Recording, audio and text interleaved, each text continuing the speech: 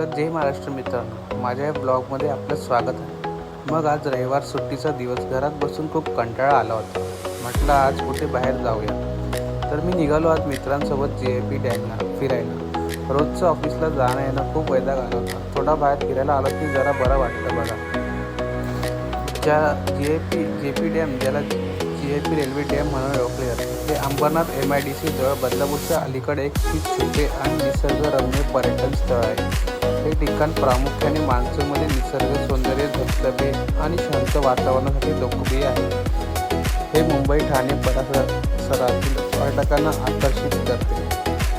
हे अंबरनाथ बदलापूर परिसरात आहे, जे शहराच्या खोलाला पासून दूर एक शांत ठिकाण आहे. येथे जाण्यासाठी कोणतीही तिकीट फी नाही. पावसाळ्यात जून ते सप्टेंबर येथील निसर्ग हिरवळ आणि झरण्याचे पाणी पाहण्यासारखे असते. हे ठिकाण फोटोग्राफी, ट्रेकिंग, पिकनिकसाठी उत्तम मानले जाते, विशेषतः सूर्यास्त पाहण्यासाठी. हे बदलापूर रेल्वे स्टेशनपासून जवळ आहे आणि पर्यटकांसाठी एक चांगला वीकेंड गेटवे आहे. हे ठिकाण निर्जन असू शकते, त्यामुळे सुरक्षिततेची काळजी घेणे पावसाळ्यात धरणाच्या पाण्याच्या प्रवाहात न जाणे योग्य ठरेल.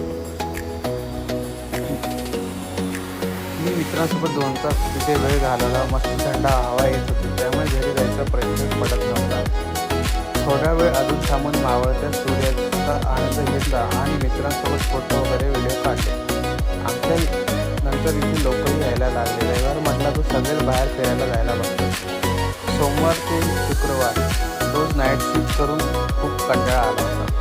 2 दिवस भेटतो, त्याच्यातही आम्ही मस्त मजा मारण्याचा प्रयत्न करत असतो. मित्रांसोबत वेळ घालायलाच पाहिजे मित्रांनो, नाही तर आयुष्य काहीच कामाचं नाही मित्रांनो. त्यामुळे मी दर रविवारी ब्लॉग काढत असतो. रोज काही नाही कोणतं नवीन ठिकाण शोधत असतो.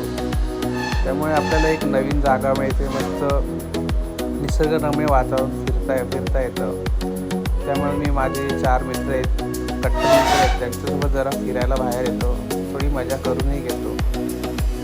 मग म्हटलं चला जाऊ आज फिरून जरा. रविवार तो दिवस म्हणजे असं जातो ना असं येतो.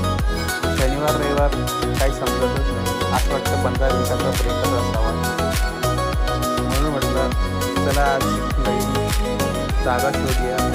बदलापूरमध्ये आम्हाला एक जागा भेटली, तर चला मित्रांनो.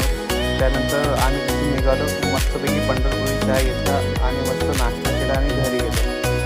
तर मित्रांनो भेटू पुढच्या ब्लॉगमध्ये. तर मला ब्लॉग जर आवडला असेल तर नक्की लाईक, शेअर, सबस्क्राईब करायला विसरू नका. जय महाराष्ट्र मित्रांनो.